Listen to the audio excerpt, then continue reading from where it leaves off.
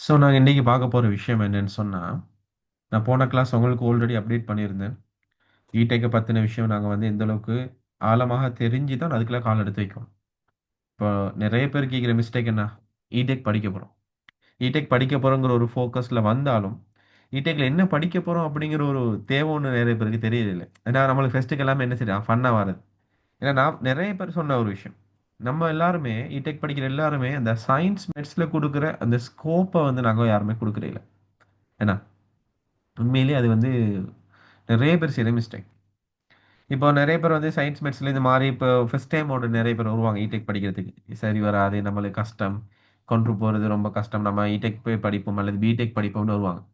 அப்படி வந்துட்டு அந்த அந்த இடத்துல அவங்க குடுத்த ஹோப்ப இங்க குடுக்க மாட்டாங்க. அந்த வெறியில படிக்க ஆரம்பிக்க மாட்டாங்க. அந்த இடத்துல என்ன நடக்கும் அப்படின்னா, திரும்ப அங்க டிமோட்டிவ் ஆகி அந்த படிக்கிற விஷயத்துல கொஞ்சம் கவன ஈனம் வந்துரும் அவங்களுக்கு. ஏன்னா, ஸ் எந்த ஒரு பிரச்சனை அங்கன வருது. ஸோ அதனால நான் என்னோட பிள்ளைகளுக்கு அடிக்கடி சொல்ற ஒரு விஷயம், நாங்க எந்த அளவுக்கு இந்த இடத்துல ஹோப்பா நாங்க இறங்கி படிக்கிறோமோ, அந்த அளவுக்கு நாங்க இதுல அவுட்புட்ட எதிர்பார்க்கிறோம். ஏன்னா, ஓகே. நான் வழமையா சொல்றது, இந்த பாட்டா இருந்தாலும் சரி, இடெக்கா இருக்கட்டும் சரி, எஸ்எஃப்டி ஆக இருக்கட்டும் சரி, ஐசிடி ஆக இருக்கட்டும் சரி, ஏன்னா, எந்த பகுதிகளாக இருந்தாலும், நீங்க இந்த பாடங்களுக்கான அலகுகள் என்ன இருக்குது?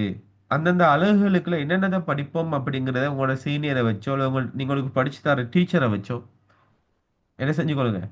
விளங்கி எடுத்துக்கொள்ளுங்க. நாங்க இததான் படிக்க போறோம் இந்த பாட்டுக்குள்ள.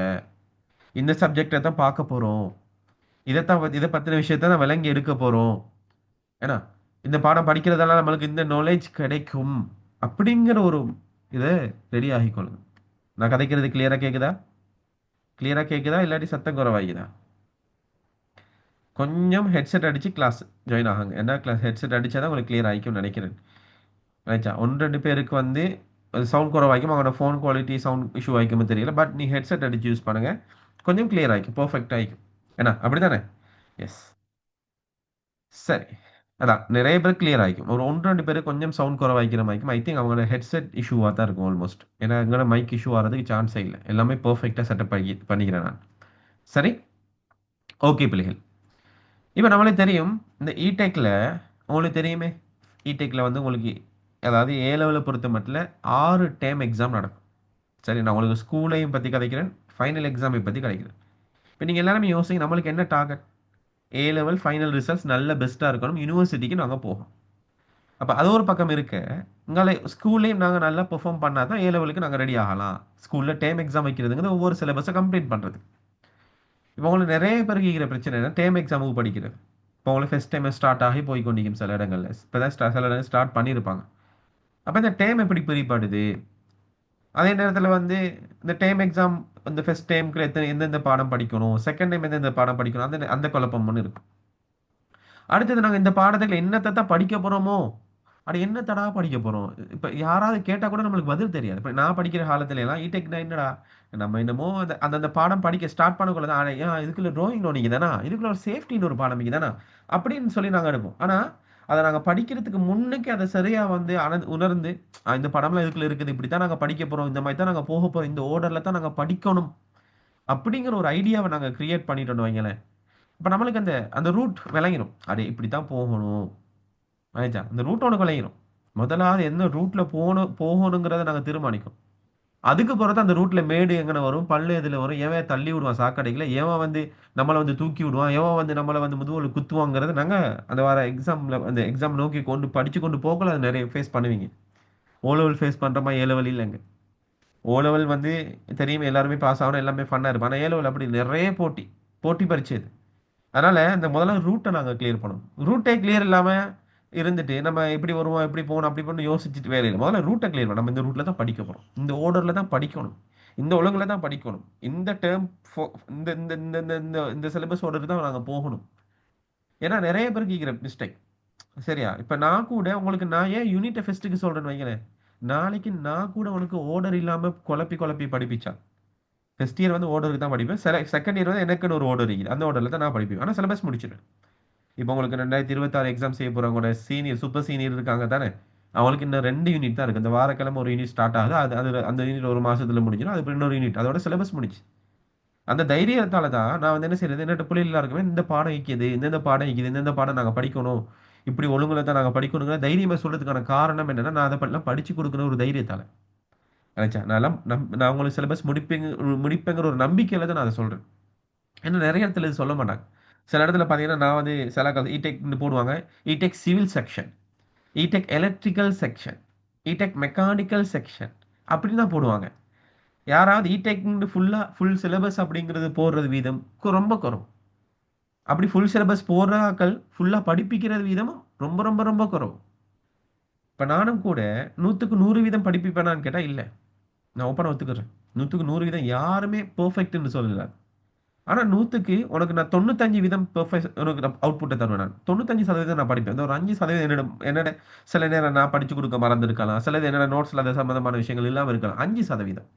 அதாவது 100 மார்க்ஸ்ல 95 மார்க்ஸ்க்கு உனக்கு நான் வழிப்படுத்தலாம். அலைச்சா. அந்த 95 மார்க்ஸ் நான் உன்ன கைட் பண்ணது என்னோட பொறுப்பு. இந்த 100க்கு 100ன்னு நான் சொல்லவே மாட்டேன் எப்பவுமே. இந்த உலகத்துல யாருமே 100க்கு 100 படிப்பிக்க இயலாது. அலைச்சா. ஏன்னா உண்மையிலே ஒரு டீச்சர் ஒரு டீச்சர் வந்து பெஸ்ட்டா படிப்பிச்சாருன்னா, அந்த ஸ்டூடண்ட்ட சி வரைக்கும் தான் பாஸ் பண்ண வைக்கணும். நினைச்சா ஒரு ஸ்டூடெண்ட்டை பெஸ்ட்டாக படிப்பிச்சாலும் அவன் சி வரைக்கும் தான் பாஸ் பண்ண வைக்கணும். ஆனால் அந்த மாணவன் பெஸ்ட்டாக படித்தா மாத்திரம்தான் அவன் ஏ எடுக்கலுங்கிறது உண்மை. நீங்கள் நினைக்கிறீங்களா? ஒரு சில சொல்லுவாங்க இந்த பிள்ளைன்ட்ட ஏ எடுத்து இந்த பிள்ளைன்ட்ட ஏ எடுத்தது. அப்போ ஏன் மற்ற பிள்ளைகள் ஏ எடுக்கல? ஏன்னா அந்தந்த மாணவர்கள்ட்ட அந்தந்த தனித்திறமை தனித்தனி முயற்சி. அப்போ ஒரு பிள்ளைய பாஸ் பண்ண வைக்கிறது டீச்சர் கையில் இருக்குது. ஆனால் ஒரு பிள்ளை பெஸ்ட் ரிசல்ட்ஸ் எடுக்கிறது அந்த மாணவர்கள்ட்ட கையில் தான் இருக்குது. அது நம்மளோட பிள்ளைகள் நிறைய பேருக்கு விளங்குற இல்லை ஏன்னா எஸ். ஸோ இந்த இடெக்கை பொறுத்த மட்டும் நான் அந்த பாடங்களை முதல்ல சொல்லிட்டேன். ஏன்னா இந்த பாடம் ஓர்டர் சரியாம நீங்க குழம்பிக் கொள்ளக்கூடாது. நாங்க படிக்கிற காலத்துல நான் இடெக் படிச்சு வந்து இப்போ இன்ஜினியரா ஒர்க் பண்ற ஒரு ஆள் தான். ஸோ நான் படிச்சு குழம்புன மாதிரி நீங்க நான் படிக்கிற காலத்துல குழம்புன மாதிரி நீங்க குழம்பிடக்கூடாதுங்கிறதுக்காக இந்த பாடம். ஸோ நம்ம வந்து இடெக்னு பொறுத்த மட்டும் முதலாவது பாடம் நம்மளுக்கு தெரியும் தொழில்நுட்பவியலுக்கான அறிமுகம். பொறியியல் தொழில்நுட்பவியலுக்கான அறிமுகம்னு ஒரு பாடம் இருக்குது. அது வந்து கிட்டத்தட்ட லெசன் உங்களுக்கு பார்த்தீங்கன்னு சொன்னா பாட வேலைகள் உங்களுக்கு போட்டிங்கிறதுல என்னது பாட வேலைகள்னா உங்களுக்கு ஸ்கூல்ல 7 கிளாஸுக்கு இது நடக்கணும். இந்த பாடம் முதலாவது யூனிட் 7 கிளாஸ்னா உங்களுக்கு தெரிந்த 45 நிமிஷம் படி 7 கிளாஸ் நடக்கும். சரியா? அப்போ இது வந்து நார்மலான ஒரு பாடம். இது வந்து ஒரு பேசிக்கான ஒரு பாடம். இதுல நிறைய நோட்ஸே இல்ல. ஆனா ஸ்கூல்ல நிறைய நோட்ஸ் வந்து இதை எழுத வச்சு உங்களை ஒரு மாசம் ஓட்டுவாங்க. இது நடக்கிற வேலை எல்லாமே எல்லா ஸ்கூல்லையும் நடக்கிறது தான். இதுல கிட்டத்தட்ட ஃபைனல் எக்ஸாம்ல இது இந்த யூனிட்ல எத்தனை மார்க்ஸ் இருக்குன்னு சொல்றேன்னா கடைசியில் உங்களுக்கு நான் சொல்றேன். ஒவ்வொரு யூனிட்லயும் ஃபைனல் எக்ஸாம்ல எத்தனை மார்க்ஸ் இருக்குங்கிறத நீங்க தெரிஞ்சுக்கணும். இப்போ முதலாவது யூனிட்ல இத்தனை மார்க்ஸ் தான் ஃபைனல் எக்ஸாமுக்கு மேக்ஸிமம் வரும். அதுக்கு மேல வராது அப்படின்னு ஒரு கான்செப்ட் இருக்குது. நான் உங்களுக்கு சொல்றேன். ஸோ இந்த கிளாஸ்ல அடுத்த கிளாஸ் உங்களுக்கு சொல்வேன். இப்போ இதில் பாருங்க. இப்போ இடெக் இன்ட்ரடக்ஷன் சொல்லக்கொள்ள நம்மளுக்கு தெரியும் வந்து அது வந்து ஒண்ணுமே இல்லை. தொழில்நுட்பம் அறிமுகம் சம்மந்தப்பட்ட வரலாறு சம்மந்தப்பட்ட தொழில்நுட்பம் எப்படி அந்த மறுமலர்ச்சி அடைஞ்சு வந்துருது சம்மந்தப்பட்ட ஒரு பாடம். ஓகே அது விடுங்க. ரெண்டாவது யூனிட்டை பாருங்க. 40 பாட வேலை இன்ஜினியரிங் ட்ரோவிங். அதாவது நம்ம இந்த கன்ஸ்ட்ரக்ஷன் ஆகிக்கட்டும் சரி, கட்டுமானம் சம்மந்தப்பட்டதாக ஆகிக்கட்டும் சரி, பொறியியல் மெக்கானிக்கல் சம்மந்தப்பட்ட ஆகிக்கட்டும் சரி, எலக்ட்ரிக்கல் எலக்ட்ரானிக் எந்த ஒரு பாட்டுக்குள்ள போனாலும் இன்ஜினியரிங் ட்ரோவிங் ஒரு சப்ஜெக்ட் அடிப்படையாக காணப்படும். ஏன்னா ஒருத்தர் ட்ரோவிங்கிறது அதாவது ஒரு ட்ரோவிங்கிறது ஒரு லாங்குவேஜ் ஒரு மொழின்னு சொல்றாங்க. உதாரணத்துக்கு நான் வரைஞ்ச ட்ரோவிங் தமிழ் தமிழ் பேசுற நான் வரைஞ்ச ட்ரோவிங்க நியம அழகு முறைப்படி நான் வரைஞ்சேன்னு சொன்னா சைனீஸ் பேசுற அவனும் அண்டர்ஸ்டாண்ட் பண்ணுவான். பாருங்க நான் வரைஞ்சதை சைனாக்காரனும் விளங்கணும். அது ஒரு ஸ்டாண்டர்ட் லாங்குவேஜ் ஒன்று. அதாவது அதாவது இப்போ இன்ஜினியரிங் லாங்குவேஜ்னு சொல்லலாம் ஷார்ட்டா. எப்படி இன்ஜினியருக்குரிய லாங்குவேஜ் என்னது ட்ரோவிங். இப்போ நான் எனக்கு அவனுக்கு கதை கேளாட்டியும் அவனுக்கு சைனீஸ் தெரியும் எனக்கு தமிழ் தான் தெரியும்னா ரெண்டு பேரும் கதை கேளாட்டி ரெண்டு பேரும் விளங்கி கொள்ளக்கூடிய ஒரு மொழி என்ன அந்த ட்ரோவிங். அப்போ இந்த ட்ரோவிங்கிறது கிட்டத்தட்ட நம்ம ஒரு பொருள்கிட்ட ஒவ்வொரு விதமான சிதறல் வடிவம், சிதறல் வரைபடம், ஒருங்கிணைப்பு வரைபடம், அந்த front view, side view, plane view, முப்பரிமாண சமவளவரி வரைகை, முப்பரிமாண வரைகை, சமாந்தர முறை வரைவு, இந்த மாதிரி பல தரப்பட்ட வரைவுகளை நாங்கள் வரைஞ்சு பார்க்குறோம். சரியா? எஸ். அப்போ இது வந்து இதை நாங்கள் சரியா கிளியராக எடுத்துக்கொள்ளணும். சரியா? ஓகே. அடுத்தது பார்த்தீங்கன்னா 3வது யூனிட் ஹெல்த் அண்ட் சேஃப்டி. அதாவது நம்மளுக்கு தெரியும் எந்த ஒரு மெக்கானிக்கல் எலக்ட்ரிக்கல் எலக்ட்ரானிக் கன்ஸ்ட்ரக்ஷன் எந்த ஒரு பாட்டுக்குள்ள போனாலும் நாங்கள் அடிப்படையாக தெரிஞ்சு கொள்ள வேண்டியது இந்த safety and regulation, safety and health and safety subject தான். அதாவது சேஃப்டினா என்ன, சேஃப்டிக்குரிய அடிப்படைகள் என்ன, தீயணைப்பு சம்மந்தப்பட்ட விஷயத்தை பற்றி படிப்போம். பாதுகாப்பு சாதனங்கள் என்ன? பிபிஇ, பர்சனல் ப்ரொடக்டிவ் எக்யூப்மெண்ட்ஸ், பிபிஇன்னு சொல்லுவாங்க இன்ஜினியரிங் செக்ஷனில். ஸோ அதை நாங்கள் பற்றி படிப்போம். இந்த சேஃப்டி சைடில் ஒர்க் பண்ண ஆசை இருக்கிற சேஃப்டி சைடில் என்னென்ன கோர்சஸ் படிக்கலாம் அதை பற்றின விஷயத்தை நாங்கள் படிப்போம். அடுத்தது 4வது யூனிட் எடுத்துங்க. பெரிய ஒரு பாடம், முக்கியமான ஒரு பாடம் 4வது யூனிட். என்னது? Construction technology. அதனோட கன்ஸ்ட்ரக்ஷன் டெக்னாலஜி உனக்கு சிம்பிளாக ஒரு வார்த்தையில் சொல்கிறேன். இதை நாங்கள் இந்த இந்த 4வது யூனிட்டுக்கு நாங்கள் இன்னொரு பேர் சொல்லுவோம் அப்படின்னா ஃபர்ஸ்ட் இயர் சிவில்னு சொல்லுவோம். இந்த 4வது யூனிட்டுக்கு நான் சொல்கிறேன் இன்னொரு பேர், நிறைய நிறைய இடங்களில் சொல்லி ஃபர்ஸ்ட் இயர்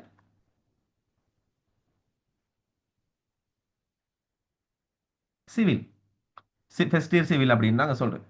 அப்போ இந்த 4வது யூனிட்டை பொறுத்த மட்டும் என்ன மெயின் அப்படின்னா, ஒரு கட்டடத்துல மெட்டீரியல் செலெக்ஷன், ஒரு கட்டடத்துக்கான திரவியம் ஏதாவது செங்கல், சீமெந்து, மண் ஏதாவது அந்த மெட்டீரியல் செலெக்ஷன்ல இருந்து இந்த கட்டடத்துல கூரை வரைக்கும், வீட்டுக்கு பெயிண்ட் அடிக்கிறது வரைக்கும் என்னெல்லாம் செய்வோமோ அது அவ்வளோத்தையும் இந்த பாடத்துல படிப்போம். ஒரு அத்திவாரம் எப்படி போடணும், ஒரு மண்ணோட தன்மை எப்படி இருக்கணும், அந்த மண்ணோட தன்மைக்கு ஏற்ற மாதிரி எப்படி அத்திவாரம் போடணும், இந்த அத்திவாரம் போட்டதுலேருந்து அத்திவாரத்தில் சுவர் எப்படி கட்டணும், இந்த சுவர் கட்டினதுலேருந்து எப்படி இந்த கதவு ஜன்னலுக்கான கட்டமைப்பை நாங்கள் ரெடி பண்ணணும், கதவு ஜன்னல் ரெடி பண்ணுறதுலேருந்து கூரை எப்படி நிர்மாணிக்கணும், இந்த கூரை ரெடி பண்ணுறதுலேருந்து கூரைக்குள்ளே வர இந்த நம்ம வீட்டை சுற்றி என்ன செய்யும், இந்த கப்பராத் பூசுறன்னு சொல்லுவாங்க தெரியுமா, காரையிடல், பூச்சி பூசுதல். இந்த மாதிரி ஒரு ஒரு ஒவ்வொரு ஊர்ல ஒவ்வொரு மொழி நடன கப்பராத்து, காரை, பூச்சி பூசுதல். அப்ப இந்த மாதிரி இந்த வேலையை நாங்கள் எவ்வாறு செய்யணும், கட்டடத்துக்கு எவ்வாறு நாங்கள் பெயிண்ட் அடிக்கணும், கட்டடத்துக்கான எப்படி ஃபினிஷிங் கொடுக்கணும், கட்டடத்துக்கு எப்படி லெவல் சீட் போடணும், என்ன பாவுகைன்னு சொல்றது. அப்ப இது எல்லாமே கட்டடத்துக்கான சட்ட திட்டங்கள் என்ன, இதை பத்தின பாடம் தான் இந்த 4வது யூனிட்.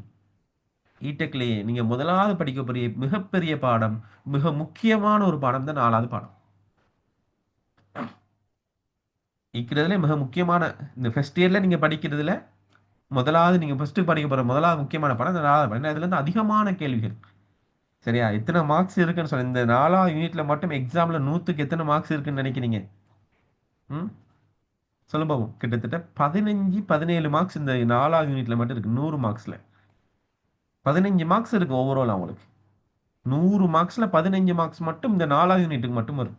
அதை நான் கடை போறோம் அடுத்த கிளாஸ்ல நான் சொல்லுவேன் எத்தனை எத்தனை மார்க்ஸுக்கு இந்த யூனிட் பிரியுதுன்னு. எல்லாமே சம்மரி பண்ணி தான் வச்சுக்கிறேன் நான். சரியா? சும்மா இத்தனை பாடம் இந்தந்த பாடம்னு சொல்லி இப்படியே கொட்டி விட்டு வரல. நிறைய பேர் யோசிக்கலாம், அடைய சேர் வந்து இவ்வளோ நாள் நீங்கள் எல்லாருமே ஆல்மோஸ்ட் எல்லாரும் ஃபிசிக்கல் கிளாஸ் ஸ்டார்ட் பண்ணிட்டீங்களா? நிறைய இடத்துல ஃபிசிக்கல் கிளாஸ் ஸ்டார்ட் பண்ணி எப்போ எக்ஸாம் ரிசல்ட்ஸ் வர, எக்ஸாம் முடிஞ்சு 1 வீக்லேயே ஸ்டார்ட் பண்ணியிருப்பாங்க. நிறைய இடத்துல போயிருப்பீங்க பார்த்துருப்பீங்க, என்ன நடக்குது என்ன சொல்லியிருப்பாங்க, டெக்னாலஜி எடுக்க எல்லாமே இது பண்ணியிருப்பாங்க. பட் உங்களுக்கு நீங்கள் அந்த கிளாஸுக்கு இந்த கிளாஸுக்கு நிறைய டிஃப்ரெண்ட் பார்ப்பீங்க இல்லையா? ஓகே, ஸோ நான் பார்ப்போம். இப்போ கவனிங்க. ஸோ இப்போ மெக்கானிக்கல் யூனிட் 5 இப்போ அடுத்து நாங்கள் பார்க்க போறோம் அப்படின்னா யூனிட் 5 பற்றி பார்ப்போம். யூனிட் 5 நாங்கள் பார்த்தோம் அப்படின்னா நம்மளுக்கு தெரியும் மெக்கானிக்கல் பவர் டிரான்ஸ்மிஷன். இப்போ நாங்கள் இடெக் வந்து 4 பாட்டை மெயினாக பிரிக்கலாம்டா. இந்த 4வது யூனிட்டுக்கு போகிறோம், இடெக்கை 4 பாட்டாக நாங்கள் மெயினாக பிரிப்போம். 4வது யூனிட்டுக்கு போகிறோம் அந்த 4 பாட்டாக பிரியுது. நினைச்சா இடெக்ட 4வது யூனிட்டுக்கு, இந்த 4வது யூனிட்ல இருந்த மொதல் 3 யூனிட்ல 4வது யூனிட்டுக்கு போகிறோம் 4 பாட்டா இடெக் மெயினாக நாங்கள் பிரிப்போம். ஒன்று வந்து சொல்லுவோம் 4 பாட்டில் முதலாவது பாட்டு நாங்கள் சொல்லுவோம், முதலாவது பாட்டை நாங்கள் சொல்லுவோம் மெக்கானிக்கல் பார்ட் அப்படின்னு சொல்லுவோம். சரி, ஓகே. சிவில் கன்ஸ்ட்ரக்ஷன் பார்ட் அப்படின்னு சொல்லுவோம், சிவில் பார்ட். சரியா? ஓகே, 3 பாட்டா? சரியா? 3 பாட்டா பெரியது. ஓகே, ஒன்று சிவில் பார்ட்னு சொல்லுவோம், இன்னொன்று மெக்கானிக்கல் பார்ட்னு சொல்லுவோம், இன்னொன்று வந்து எலக்ட்ரிக்கல் எலக்ட்ரானிக் பார்ட்னு சொல்லுவோம். இந்த 3 பார்ட் தான் மெயின் இடெக். இந்த 3 பார்ட்டை தான் பிரிச்சு ஒரு யூனிட்டாக பிரிச்சிருக்காங்க. விளைச்சா? ஓகே, இப்போ நம்ம இந்த இப்போ நாங்கள் 4வது யூனிட் இருக்குதா சிவில் பார்ட்டுக்குள்ள வர ஜென்ரலாக நாங்கள் சிவில் கேட்டகரிகளை பிரிச்சிருவோம். நான் கடைசியாக ஃபைனல் பண்ணி சொல்கிறேன் உங்களுக்கு. சிவில் கேட்டகரியில் யார் வருவார், மெக்கானிக்கல் கேட்டகரியில் யார் யாரெல்லாம் வருவார், எலக்ட்ரிக்கல். ஏன்னா நீங்கள் வாங்க வேண்டிய கொப்பிகள் எண்ணிக்கை 3 கொப்பி தான். என்னென்ன கொப்பி வாங்கலாம்னு யோசிப்பீங்களே, அதுக்கு தான் நான் சொல்கிறேன். அதுக்கெல்லாம் கடைசியாக நான் சொல்லுவேன். இன்றைக்கு இல்லாட்டியும் அடுத்த கிளாஸில் சொல்லுவேன். இந்த கிளாஸில் டைம் வந்து சின்ன ஒரு டைம் தான், உங்களுக்கு கூட டைம் நான் கொடுக்கல. ஏன்னா இன்றைக்கி ஃபஸ்ட் இயரை பற்றி ஃபுல்லாக விளக்கப்படுத்திட்டு அடுத்த கிளாஸில் செகண்ட் இயரை பற்றி விளக்கப்படுத்திட்டு பேலன்ஸ் எல்லாம் அடுத்த கிளாஸ் கொஞ்சம் டைமிங் ஹவர்ஸ் கூடுமே. சரியா? இந்த கிளாஸ் மாதிரி அடுத்த கிளாஸ் இந்த சின்ன டைமில் பெரிய டைம். என்னோட ஜூம் பேக்கேஜ் முடிஞ்சதால் நான் 40 நிமிஷத்தில் கிளாஸை முடிக்க வேண்டி வரும். அடுத்த கிளாஸ் அப்படி இல்லை, 1.5 hour கிளாஸ் நடக்கும் இன்ஷா அல்லாஹ். ஓகே, ஸோ அப்போ அந்த மெக்கானிக்கல் பவர் டிரான்ஸ்மிஷன் அப்படின்னா ஒரு ஒரு இயக்கம் எவ்வாறு உருவாக்கப்படுது, அந்த இயக்கம் பிறப்பிக்கப்படுற இடத்துலேருந்து உடுகடுத்தப்படுற ஒழுங்கு எப்படி, இதை பற்றி அந்த இயக்கத்தை பற்றி, ஒரு மெக்கானிக்கல் டிரைவ், அந்த செயின் டிரைவை பற்றி, வீல் டிரைவை பற்றி, அதே போல் வந்து ஒவ்வொரு இயக்க முறைகளை பற்றி, ஏன்னா அதை பற்றி நாங்கள் எங்கே படிப்போம், இந்த மெக்கானிக்கல் பார்ட்டில் படிப்போம். கிளியராக என்ன சொல்ல வரேன்னு. ஓகே. அடுத்தது இந்த 6வது யூனிட்ட பாருங்க. அதுவும் மிக முக்கியமான ஒரு பாடம். Automobile technology. அதாவது உனக்கு ஒரு வார்த்தையில சொல்றேன் அப்படின்னா, ஒரு வாகனத்த அக்கு வேர் ஆணி வேற பிரிச்சு மேய்ற ஒரு பாடம். ஒரு வெஹிக்கிள என்னெல்லாம் ஃபங்க்ஷன் ஆகுற, இன்ஜின்ல பெட்ரோல் எப்படி போற, உள்ளுக்கு ஆயில் என்ன செய்ற, இன்ஜினுக்குள்ள கூலிங் சிஸ்டம் என்ன செய்யுது உள்ளுக்கு இருந்துகிட்டு, இன்ஜினுக்குள்ள இருக்கிற நம்மளோட வந்து இன்ஜின்ல ஃபியூல் சப்ளை எப்படி நடக்குது, இன்ஜினுக்குள்ள எப்படி ஸ்பார்க் உருவாகுற, இல்லைச்சா? இது எல்லாமே நாங்க என்ன செய்வோம்? பிரிச்சு மேய்ஞ்சிரும் இந்த ஆட்டோமொபைல் பாடத்துல. இல்லைச்சா? ஓகே. அப்ப அது நாங்க சிம்பிளா ஒரு வார்த்தையில அடுத்தது நாங்க பார்ப்போம். இப்ப நான் வந்து இப்ப நான் 5வது 6வது யூனிட்டுக்கு தான் அதெல்லாமே மெக்கானிக்கல்ல வரேன். இப்ப 7வது யூனிட் இருக்கு பாருங்க. அது வந்து எலக்ட்ரிக்கல் பார்ட்ன்னு சொல்றேன். 7வது பார்ட்ங்கிறது எலக்ட்ரிக்கல். சரியா? ஓகே. உங்களுக்கு உங்களுக்கு உங்களோட டவுட் எல்லாம் நான் கடைசியா கிளியர் பண்ணேன். கொஞ்சம் வெயிட் பண்ணுங்க. இப்ப இந்த 7வது பாடம் எலக்ட்ரிக்கல் அப்படின்னு சொல்லலடா. நம்மளுக்கு அந்த தடை, தூண்டி, கொள்ளளவின்னு சொல்லுவாங்க தானே. இந்த ஒவ்வொரு கடத்தி முறைகள் நீங்க ஓலோல சயின்ஸ்ல நார்மலா படிச்சிருப்பீங்க இல்லையா? அது சம்பந்தமாக இன்னொரு முக்கியமான ஒரு பார்ட். அதாவது தடை, தூண்டி, கொள்ளளவி, ஆடலோட்ட கரண்ட், நேரோட்ட மின்னோட்டம், ஏன்னா ஏசி கரண்ட், டிசி கரண்ட் சொல்லி பார்ப்போம். அடுத்தது வந்து நம்மளுக்கு தெரியும் வந்து வீட்டு மின் சுற்று. உங்களோட வீட்டில் என்னென்ன கரண்ட் லைன் எப்படி இப்படி போகுது, என்ன மாதிரி கனெக்ட் ஆகுற எல்லாமே பெட்டிகளோட நாங்கள் பார்ப்போம். நினைச்சா அடுத்தது உங்களுக்கு தெரியும் அந்த எலக்ட்ரிக்கல் பார்ட்டில் வந்து வீட்டுக்கான யூனிட் கால்குலேஷன், இந்த கரண்ட் பில்க்கு பார்க்குற எப்படி கால்குலேட் ஆகிற அதெல்லாம் அதுக்குள்ள மெயினாக வந்து அதில் வந்து பேசிக் எலக்ட்ரிக்கல். அடுத்தது நாங்கள் சொல்லுவோம் என்னது, சரியா? அடுத்து நாங்கள் என்ன சொல்லுவோம், நம்மளுக்கு இந்த ஹவுஸ் வயரிங், வீட்டு மின் சுற்று. சரியா? ஓகே. அடுத்தது நீங்கள் பாருங்கள் ப்ரொடக்ஷன் டெக்னாலஜி. ப்ரொடக்ஷன் டெக்னாலஜி அப்படின்னு சொல்லக்கொள்ள நம்மளுக்கு தெரியும் வந்து இது வந்து மெக்கானிக்கல் பார்ட்டுக்குள்ள வர ப்ரொடக்ஷன் டெக்னாலஜின்னு சொல்லக்கொள்ள என்னன்னு சொல்லலும்னாங்க, நம்மளுக்கு தெரியும் ஒரு அந்த ஒரு மிஷினரி பற்றி நாங்கள் சொல்லுவோம். அந்த ட்ரில் மிஷின் சொல்லுவோம், கிரைண்டிங் மிஷின் சொல்லுவோம், ஷேப்பிங் மிஷின் சொல்லுவோம், மில்லிங் மிஷின் சொல்லுவோம், லேத் மிஷின் சொல்லுவோம். அப்போ இந்த ஒவ்வொரு மிஷினரியை பற்றி படிப்போம். இப்போ நம்மளுக்கு ஒரு ஆணி செய்யறேன்னா என்னென்ன மிஷினை பயன்படுத்தி அந்த ஆணியை செய்வாங்க.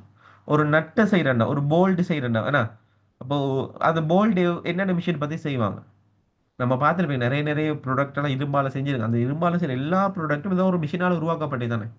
அப்ப என்னென்ன இயந்திரங்களை பயன்படுத்தி செய்யப்படுது, அந்த இயந்திரங்கள்ட்ட பயன்பாடு என்ன, அந்த இயந்திரங்களால் என்னென்ன தொழில்களை செய்ய இயலும்.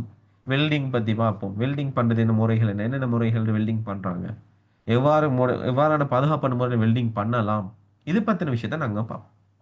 அடுத்தது 9வது பாடம். இது எஸ்எஃப்டில நீங்க படிக்கிறதால இன்டெக்ல படிப்பிக்க மாட்டேன். அதாவது மெஷரிங் இன்ஸ்ட்ருமெண்ட். எஸ்எஃப்டில நீங்க படிப்பீங்க தெரியுமா, இந்த அளவீட்டு கருவிகள்னு சொல்லி போட்டு படிச்சீங்களா? என்னது நுண்மானி திரு கணிச்சு உங்களுக்கு எஸ்எஃப்டில படிச்சு தருவாங்க. ரொம்ப டீப்பா படிச்சு தருவாங்க. அப்ப அதே அப்படி இங்க போட்டீங்கன்னா அப்ப அதுல அங்க படிச்சதால இங்க வந்து நாங்க என்ன செய்ய மாட்டோம், அதை பத்தி இங்க படிச்சு தர மாட்டேன். ஏன்னா எஸ்எஃப்டில நீங்க ரொம்ப டீப்பா படிச்சிருவீங்க. அதனால இங்க அதுல கேள்விகள் நாங்க நேரடியாவே செய்வோம். ஏன்னா நீங்க எஸ்எஃப்டில படிக்கிறது, ஏன்னா சில சில பார்ட் இதுல வந்து 2 யூனிட் வந்து எஸ்எஃப்டியோட கனெக்ட் ஆகிறேன். அதனால அங்க படிக்கிறதால அங்க அது படிச்சு தர மாட்டேன். விளைச்சா? ஓகே. ஸோ இது வந்து ஃபர்ஸ்ட் இயர்ல இருக்கிற பார்ட். ஸோ இந்த ஃபர்ஸ்ட் இயர்ல இருக்கிற பார்ட்ல உங்களுக்கு நான் சொல்ற மாதிரி பார்த்தீங்க அப்படின்னு சொன்னா, இதுல வந்து இப்போ நம்மளுக்கு உங்களுக்கு எக்ஸாம் ஸ்கூல்ல புக் இருக்கான்னு கேட்டால் புக் இருக்கா? பழைய சிலபஸ்க்கான புக், நியூ சிலபஸ்ல புக் இல்லை. அப்போ உங்களுக்கு இதுல என்னென்ன டியூட் இருக்கு அப்படின்னு சொன்னா, இதுக்கான டியூட் இருக்கு, இதுல டியூட் இருக்கு, இதுல டியூட் இருக்கு, டியூட் இருக்கு, டியூட் இருக்கு, டியூட் இருக்கு, டியூட் இருக்கு, டியூட் இருக்கு. ஸோ இதுல டியூட் இல்லை, என்ன இது வந்து நாங்கள் எஸ்எஃப்டியோட கம்யூனிகேட் பண்ணி படிக்கிறதால உங்களுக்கு டியூட் தேவைன்னா நான் எடுத்து தரலாம். ஆனால் எஸ்எஃப்டியில் இதெல்லாம் இது எஸ்எஃப்டியில் வராது. இதை பற்றி நான் படிப்பிக்கிறதே இல்லை. இது எஸ்எஃப்டியில் அப்படியே வருது. அப்படியே நீங்க பார்த்தீங்கன்னு சொன்னா செகண்ட் இயர் வரும். செகண்ட் இயர்ல என்ன, செகண்ட் இயர்ல இந்த நியமங்கள்னு ஒரு பாடம், இதுவும் எஸ்எஃப்டியில் வரும். அதை பற்றி நான் எனக்கு படிப்பிக்க மாட்டேன். அது இல்லாமல் பவர் ஜென்ரேஷன், பவர் டிரான்ஸ்மிஷன், அந்த வலுவை பிறப்பிக்கிற நம்மளுக்கு கரண்ட் எப்படி உற்பத்தி செய்கிறாங்க, அந்த கரண்ட்ல எப்படி ஊடுகடத்துறாங்க, டிரான்ஸ்ஃபார்மருக்குள்ள என்ன நடக்குது, இந்த 3 வயர் 4 வயர்லாம் போமே ரோட்ல, அது என்ன நடக்குது, அதுக்குள்ள ஃபங்க்ஷன் என்ன, நிலக்கரி மூலமா எப்படி கரண்ட் உற்பத்தி செய்கிறாங்க, சோலார் மூலமாக எவ்வாறு கரண்ட் உற்பத்தி செய்கிறாங்க, ஏன்னா அதே போல் அந்த நம்மளுக்கு அந்த டீசல் பெட்ரோலியத்தை பயன்படுத்தி எப்படி கரண்ட் உற்பத்தி, அதாவது பவர் ஜென்ரேஷன், பவர் ஜென்ரேட் ஆகிறத பற்றியும் இந்த பவரை ஊடுகடத்துறதை பற்றியும் நாங்கள் படிப்போம். Power transmission. சரியா? ஓகே. இதில் டியூட் இருக்கு. அடுத்த எலக்ட்ரானிக் டெக்னாலஜி, இடெக்லேயே மிகப்பெரிய பாடம், பெரிய பாடம் இந்த எலக்ட்ரானிக் டெக்னாலஜி. ஸோ இது வந்து ரொம்ப பெரிய பாடம். சென்சர் சம்பந்தமாக, டிரான்சிஸ்டர் சம்பந்தமாக, செயற்பாட்டு விரையிலாக்கி ஒப்பேம் சம்பந்தமாக, இருவாயி சம்பந்தமாக, எல்இடி சம்பந்தமாக, தடை சம்பந்தமாக வேற லெவல் பாடம். இப்போ உங்களோட சூப்பர் சீனியருக்கு இதான் நடந்து கொண்டிருக்குது. அடுத்தது ஹைட்ரோலிக் கண்ட்ரோல். இதோட டியூட்டும் இருக்கு. என்னோட இடெக்ல எல்லாத்துக்குமே டியூட் நான் வச்சிருக்கேன். சரியா? அதெல்லாம் ஒன்றும் யோசிக்காதீங்க. ஸோ அடுத்து ஹைட்ரோலிக் கண்ட்ரோல். ஹைட்ரோலிக் கண்ட்ரோல்னா நம்மளுக்கு இந்த வாகனங்கள்ட்ட தூக்குற ஜெக் பணிக்கிற. சரியா? அதே போல வந்து எப்படி நம்மளுக்கு ஏசி வேலை செய்யுது. அப்ப நீங்க போட்டீங்கன்னா ஏசி, இந்த ஏசி எப்படி நம்மளுக்கு கூல் ஆகி தருது, இந்த ஏசி சம்பந்தப்பட்ட பாடத்தை பத்தி படிப்போம். காத்தால எப்படி தூக்குறோம், காத்தால ஒரு வாகனத்தை ஏர் control, liquid control, hydraulic control. ஏன்னா அதாவது ஒரு திரவத்தின் மூலமாக எப்படி சில பஸ்ல ஏசி பஸ்லாம் ஹைட்ரோலிக் டோர் தான் இருக்கு. அந்த ஹைட்ரோலிக் மூலமா தான் அந்த கதவு திறந்து முடியும். சாரி, காத்து மூலம் தான் கதவு திறந்து முடியும். பஸ்ல எல்லாம் பாருங்க, யா பிரேக் தானடா. காத்து சின்ன சவுண்ட் கேட்கும் பஸ்ல, நோட் பண்ணிக்கிறீங்க. அதெல்லாம் யா பிரேக். அந்த காத்தால எப்படி இந்த பிரேக் ஒர்க் ஆகுற, திரவத்தால் எப்படி இந்த பிரேக் தொழிற்படுது. சில வாகனங்கள் திரவத்தால தொழிற்படுற பிரேக் இது. சரியா? இந்த மாதிரி அதோட இயக்கங்களை பத்தி படிப்போம். ஏசியை பத்தி, ஏசி நம்மளுக்கு வீட்டுல பூட்டுற ஏசி இருக்கு தானே, அது சம்பந்தமாக படிப்போம். அடுத்தது லெவலிங். லெவலிங் தெரியுதானே, ரோட்ல வச்சு இப்படி அழகாக மிஷின் ஒன்று வச்சு இல்லை இது பண்ணி இழப்பாங்க. அப்போ ஒரு காணியிட அமைவிடத்தை துணிகிறது, காணியிட பரப்பளவு காண்றது, ஒரு இரு புள்ளிகளுக்கு இடையிலான ஏற்றத்தாழங்கள் அமைச்சு கொள்றது. இப்போ ஒரு கால்வாய் அமைக்க போறாண்டா, கால்வாய்ங்கிறது எப்படிங்கணும், உயரமான இடத்து தாழ்வான இடத்தை நோக்கி தானே போகணும் திரும்ப. அப்போ அந்த உயர வேறுபாடை நாங்கள் எப்பாடி அந்த லெவலிங் மிஷினை யூஸ் பண்ணி நாங்கள் பார்க்குறேன். அப்போ அதில் லெவலிங், செயின் சேவியரிங், தியோடலைட், கோணங்கள் அளக்குறது. நீங்கள் எவ்வளோ படிச்சிருப்பீங்க தானே. ஒரு கப்பல்ல இருந்து இன்னொரு கப்பலை வசதி பார்ப்பான், அந்த கோணத்தை தருவான், அகக்கோணத்தை தருவான், அந்த சாய்வு நீளத்தை தருவான். இந்த பைத்தகரஸ் தேட்டத்தை என்ன அப்ளை பண்ணி நாங்கள் என்ன செய்வோம், அல்லது நாங்கள் ட்ரிக்னோமெட்ரின்னு சொல்லி படிச்சிருப்பீங்களே, திரிகோண கடிதம். அதெல்லாம் இதுக்குள்ள நார்மலாக வரும். அடுத்தது நீங்க பாத்தீங்கன்னா பிளம்பிங் அண்ட் வேஸ்ட் மேனேஜ்மெண்ட், கழிவு முகாமைத்துவமும் அதே நேரத்துல வடிகால் அமைப்பு. அதாவது நம்மளுக்கு வீட்டில் வைக்கிற இந்த பிளம்பிங்ல நீ தானே, டேங்க்ல இருந்து தண்ணி எப்படி வார, மோட்டர்ல இருந்து தண்ணி எப்படி பம்ப் ஆகி போற, அந்த ஒவ்வொரு கெஜெட் என்ன, எல்போ, அதுக்கப்புறம் இந்த போல் வேல், ஸ்டாப் வேல், ஃப்ளோட்டிங் வேல், ஏன்னா அந்த பாத ஃபுட் வேல், இந்த மாதிரி அந்த நம்ம வீட்டில் பட்டலை, நம்ம ஷார்ட்டா சொல்றேன், பட்டலைன்னு சொல்லுவாங்களே, இந்த பட்டலைனை பத்தி ஃபுல்லா படிப்போம். ஒரு வேஸ்டேஜ் எப்படி கழிவு நம்ம வீட்டில் இந்த டாய்லெட் ட்ரைனேஜ் சிஸ்டம் தானே, கொமாட்டு இருக்கு, ட்ரைனேஜ் சிஸ்டம் இருக்குது, அதை பத்தி இதுக்குள்ள டீட்டெயிலாக படிப்போம். கழிவுகளை நாங்கள் பிரிந்தளிகிற முறையை பத்தி நாங்கள் அதில் படிப்போம். டியூட் இருக்கு இதுக்கு. அடுத்தது இல்ல 7வது பாடம். சரியா? செகண்ட் இயர் 7வது பாடம் பிஓக்யூ, பில்ஸ் ஆஃப் குவான்டிட்டி. ஒரு கட்டடத்தை சம்பந்தப்பட்ட கட்டடத்துக்கான செலவு எப்படி பார்க்குறேன். இப்போ நாங்கள் 4வது யூனிட்ல படித்தோமே, கான்கிரீட்டுக்கு செய்யணும் பற்றி படிப்போம். 4வது யூனிட்ல கான்கிரீட் ஃபர்ஸ்ட் இயர்ல 4வது யூனிட்ல படிப்போம். கான்கிரீட் சம்மந்தப்பட்ட விஷயம்லாம் படிப்போம் நாங்கள், எப்படி கம்பி போடுறது. அதே மாதிரி இந்த அதுக்குரிய செலவு எப்படி பார்க்குறேன். ஒரு வீடு கட்டினா எத்தனை கல் தேவைப்படும், அந்த கல்லுக்கு எவ்வளோ, அதுக்கான கல்குலேஷன் நாங்கள் எப்படி பார்க்குறேன். சொல்லுவாங்க குவான்டிட்டி சேவியர், கியூஎஸ் படிக்கிறேன்னு சொல்லுவாங்க. அந்த கியூஎஸ்ங்கிறது இதுதான். இது படிச்சு ஒரு குவான்டிட்டி சேவியராக போயிடும், எஸ்டிமேஷன் சைட்ல போகிறேன். அப்போ அதுக்கான எஸ்டிமேஷன் சம்மந்தமான விஷயம் தான் இந்த 7வது யூனிட்ல நாங்கள் படிப்போம். அடுத்தது 8வது யூனிட்ல நாங்கள் பார்ப்போம். அப்படின்னு சொன்னா, ஒரு இவ்வளோ படிச்சவனுக்கு எல்லாத்தையும் மேனேஜ் பண்ற நாலேஜ் வேணுமா இல்லையா? அந்த ஸ்கில் இல்லைன்னா வேலை இல்லை. அப்ப இந்த மேனேஜ்மெண்ட் ஸ்கில்லுங்க, அதாவது இந்த நீங்க எவ்வளோ கொமர்ஸ் படிச்சாங்களுக்கு தெரியும், இந்த லாஃப் நட்ட கூட்டு, ஏன்னா இந்த லாஃப் நட்டம் சம்மந்தப்பட்ட பார்க்குற ஒரு சந்தையை பகுப்பாய்வு செய்யற முறை எப்படி, மார்க்கெட் எப்படி அனலைஸ் பண்ற, நீங்க ஒரு புது பிசினஸ் இம்ப்ளிமெண்ட் பண்ண போறீங்கன்னா எப்படி நீங்க மார்க்கெட் அனலைஸ் பண்ணணும், அது சம்பந்தமாக நாங்க இங்க பார்ப்போம். ஸோ உங்களுக்கு சிம்பிளா சொல்றேன் அப்படின்னா இவ்வளவு தான் இடெக் பாடம். அப்ப இதுல வந்து உங்களுக்கு எல்லாத்துக்குமே என்னோட டியூட் இருக்குது. முதலாவது விஷயம் அதான். ரெண்டாவது அட்வான்டேஜ், நான் இடெக் படிச்சு வந்த ஒரு ஆள், கிட்டத்தட்ட 2020ஆம் ஆண்டிலிருந்து இன்று வரைக்கும் இடெக் படிப்பிச்சு கொண்டிருக்கிற ஒரு ஆள். மாஷா அல்லானே நிறைய தமிழ் மீடியத்தை பொறுத்த மட்டும் நிறைய மாணவர்கள் என்று படிச்சு எடுத்துக்கிறாங்க. நிறைய பேர் வந்து நல்ல ரிசல்ட்ஸ் எடுத்துக்கிறாங்க. அதான் நான் சொன்னேன், எடுத்ததுங்க என்னட்ட படிச்சதால மட்டும் நான் சொல்லல, அவங்களோட முயற்சி, அவங்களுக்கான சரியான வழிகாட்டுதலை நான் காட்டிக்கிறேன். என்னோட முயற்சி இருக்குது, அவங்களோட முயற்சி, நல்ல முயற்சி இருக்குது. அதனால ஃபோக்கஸ் பண்ணி இப்போ உங்களுக்கு ஒரு மைண்ட் செட் வருதா இல்லையா, நம்ம இடெக்னா இவ்வளோ தான், இவ்வளோ இன்ட்ரெஸ்டான பாடமாக்கிது. உண்மையை சொல்ல நீங்கள் நினைக்கிற மாதிரி பாடமாக்கி படிக்கிற பாடமே இல்லை எதுவுமே. இதில் சில சில சமன்பாடுகள், சில சில விஷயங்கள் இருக்குது பாடம், ஆனால் வந்து அதை விளங்கி தான் படிப்பிப்பேன். சும்மா இதான் சமன்பாடு, இப்படி தான் வந்து, இப்படி தான் அப்படின்னு சொல்லி போக, இந்த சமன்பாடு எப்படி வந்துச்சுது, இந்த சமன்பாடு ஏன் இந்த மாதிரி வந்துச்சு, இந்த சமன்பாடு எவ்வாறு உருவாக்கப்பட்டுச்சு, பற்றின டீட்டெயில் எல்லாத்தையும் உங்களுக்கு இதில் கிளியராக உங்களுக்கு சொல்லி தருவேன். கிளியரா? சரி, அப்போ நீங்கள் இதில் விளங்கி கொள்ள வேண்டிய விஷயம், இடெக்னா நம்மளுக்கு லேசான ஒரு பாடம். ஆனால் அதை சரியான இடத்துல படித்தால் மட்டும்தான் லேசான ஒரு பாடம். நீங்கள் வேணும் உங்களோட சீனியர், பொய்க்கு ஒன்றும் சொல்ல வரல, உங்களோட சீனியர் சூப்பர் சீனியர்ஸ்ட்டு உங்களோட ஸ்கூலில் படிக்கிறாங்கள்ட்ட போய் பாருங்க, இந்த பாடத்தில் எந்த பாடம் அவங்க போயிட்டு இருக்காங்கன்னு கேட்டு பாருங்க.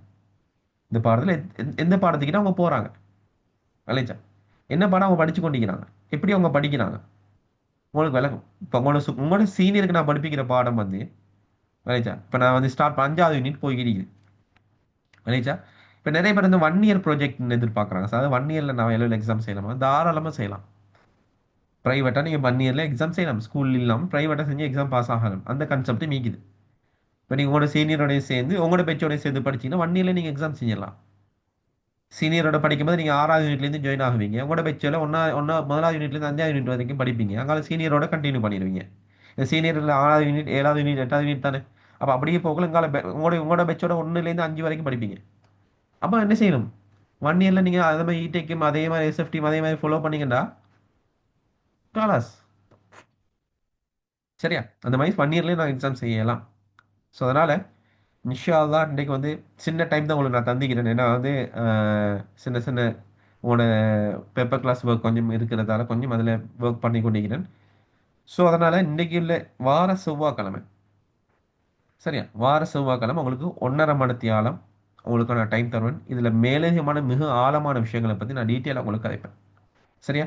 அதே போல் இதில் ப்ராக்டிக்கல் பார்ட் இது, ப்ராக்டிக்கலுக்கு எத்தனை மார்க்ஸ், இந்த யூனிட்ல எத்தனை எத்தனை மார்க்ஸ் கொடுக்குறாங்க, இது பற்றின விஷயத்தை நாங்கள் இன்ஷா அல்லாஹ் வாரக்கிழமை பார்ப்போம் சரியா. இன்னைக்கு சின்ன டைம் இந்த ரெக்கார்டிங் போகிறேன். வாரக்கிழமை உங்களுக்கான ஃபுல் டீட்டெயில் கிளியர் உங்களுக்கு அப்டேட் பண்ணுறேன். ஸோ என்னோட நம்பர் வந்து உங்களோட லிங்க்லேயே இருக்கும். ஸோ அந்த நம்பருக்கு மெசேஜ் பண்ணி ஏதாவது டவுட் இருந்தால் வாய்ஸ் மெசேஜ் ஒன்று போடுங்க. உங்களுக்கான டீட்டெயில்ஸ் நான் அப்டேட் பண்ணுறேன் இன்ஷா அல்லாஹ். வாரக்கிழமை உங்களுக்கு ப்ராப்பரான கிளியரான எக்ஸ்பிளனேஷன் தரது நான் ரெடி ஆகிக்கிறேன். நீங்கள் எல்லாரும் ஜாயின் ஆகுங்க இன்ஷா அல்லாஹ். சந்திப்போம். அஸ்ஸலாமு அலைக்கும். பாய்.